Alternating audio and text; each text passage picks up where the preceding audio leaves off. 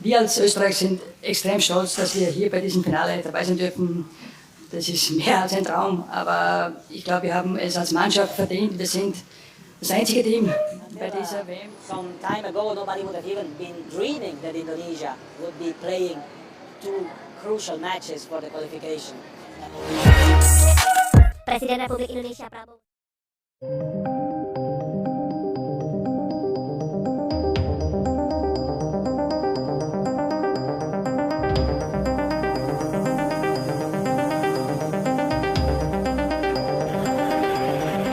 FIFA Series jadi rebutan 54 negara. Indonesia raup potensi hingga 900 miliar. Malaysia panas dan beri pernyataan mengejutkan. Angka 890 miliar lebih. Itu bukan sekadar angka biasa. Itu angka yang bahkan sulit dibayangkan oleh banyak pihak sebelumnya. Sebuah kabar besar kembali mengguncang dunia sepak bola. FIFA Series 2026 yang akan digelar di Indonesia ternyata mencuri perhatian jauh lebih besar dari yang diperkirakan. Event ini bukan hanya menjadi sorotan Asia, bukan hanya sekadar ajang bergengsi dari FIFA, tetapi kini berubah menjadi pusat perebutan global. Hampir 50 hingga 58 negara kini bersaing agresif demi mendapatkan hak siar pertandingan FIFA Series langsung dari Indonesia. Dan penyebabnya hanya satu, animo sepak bola Indonesia yang luar biasa besar. Dalam beberapa tahun terakhir, Indonesia telah menjelma menjadi pasar emas sepak bola dunia. Stadion selalu penuh, tiket selalu habis terjual, dan konten sepak bola hampir selalu trending di media sosial. Bahkan pertandingan persahabatan biasa pun mampu menarik jutaan penonton hanya dalam hitungan jam. FIFA pun menyadari satu hal penting. Jika ingin menciptakan event dengan daya tarik global, maka Indonesia adalah jawabannya. Dan benar saja, sejak Indonesia resmi diumumkan sebagai tuan rumah FIFA Series 2026, dunia langsung bereaksi. Negara-negara dari Eropa Timur, Timur Tengah, Amerika Latin, Jepang, Korea Selatan, hingga Kanada berebut slot penyiaran. Tidak berhenti di situ. Gelombang sponsor besar mulai berdatangan. Dua nama raksasa yang paling menyita perhatian adalah Aramco dan Qatar Airways. Keduanya bahkan dikabarkan telah mengirim tim khusus untuk melakukan negosiasi agar bisa menjadi sponsor utama. Banyak analis melihat ini sebagai perebutan pengaruh di pasar Asia Tenggara. Indonesia dianggap sebagai kunci dominasi industri olahraga di kawasan ini. Lebih mengejutkan lagi, total potensi keuntungan Indonesia dari hak siar, sponsor, iklan hingga penjualan paket siaran diperkirakan mencapai 800 hingga 900 miliar. Angka yang luar biasa besar bahkan sebelum event ini dimulai. Jika seluruh kerjasama berhasil disepakati, Indonesia berpeluang mencatat sejarah sebagai negara Asia Tenggara pertama yang meraup hampir 1 triliun dari satu event FIFA. Namun di saat Indonesia berada di puncak euforia, situasi berbeda justru terjadi di Malaysia. Setelah gagal menjadi tuan rumah dan tidak terdaftar sebagai peserta FIFA Series 2026, Malaysia mencoba membuat turnamen tandingan. Awalnya penuh percaya diri, bahkan sempat digadang-gadang mampu menyaingi FIFA Series. Namun kenyataan berkata lain. Alih-alih dibanjiri sponsor dan perhatian internasional, turnamen tersebut justru menghadapi berbagai masalah serius. Negara-negara besar menolak undangan.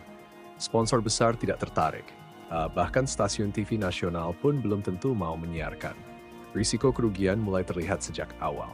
Turnamen yang seharusnya menjadi simbol kebangkitan, kini justru berubah menjadi sumber kecemasan. Beberapa analis Malaysia bahkan menyebut, turnamen ini belum dimulai, tapi tanda-tanda kerugian sudah terlihat jelas. Perbandingan pun mulai bermunculan. Indonesia berpotensi meraup ratusan miliar, Malaysia justru terancam merugi. Di saat Indonesia diserbu sponsor global dan menjadi pusat perhatian dunia, Malaysia justru sibuk mencari cara agar stadion mereka tidak kosong. Masalah internal Malaysia pun semakin memperparah situasi. Pertama, masalah finansial. Federasi Malaysia dikabarkan telah mengeluarkan biaya besar untuk persiapan turnamen, mulai dari sewa stadion, akomodasi, hingga undangan internasional. Namun, tanpa sponsor besar, biaya tersebut berubah menjadi ancaman kerugian. Sponsor lokal pun enggan masuk.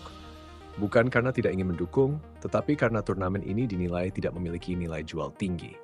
Dengan peserta seperti Filipina, Bangladesh, India, dan negara peringkat bawah lainnya, banyak perusahaan merasa investasi mereka tidak akan memberikan hasil. Seorang kolumnis olahraga Malaysia bahkan menulis bagaimana ingin menyaingi FIFA Series kalau bintang utamanya saja tidak ada. Kedua, masalah supporter. Harga tiket yang dipatok antara 500.000 hingga P2 juta memicu kemarahan publik. Untuk pertandingan dengan tim yang tidak terlalu terkenal, harga tersebut dianggap tidak masuk akal. Media sosial pun langsung meledak. Tagar seperti turunkan harga tiket dan fam tak masuk akal sempat trending. Banyak yang menyindir ini turnamen sepak bola atau konser Coldplay. Ironisnya, pihak federasi justru membela diri dengan mengatakan bahwa harga tersebut sudah sesuai standar internasional. Namun pernyataan itu malah semakin memicu kritik. Banyak yang membandingkan dengan Indonesia, di mana tiket tetap habis terjual bahkan tanpa kehadiran tim besar. Ketiga, masalah kepercayaan publik.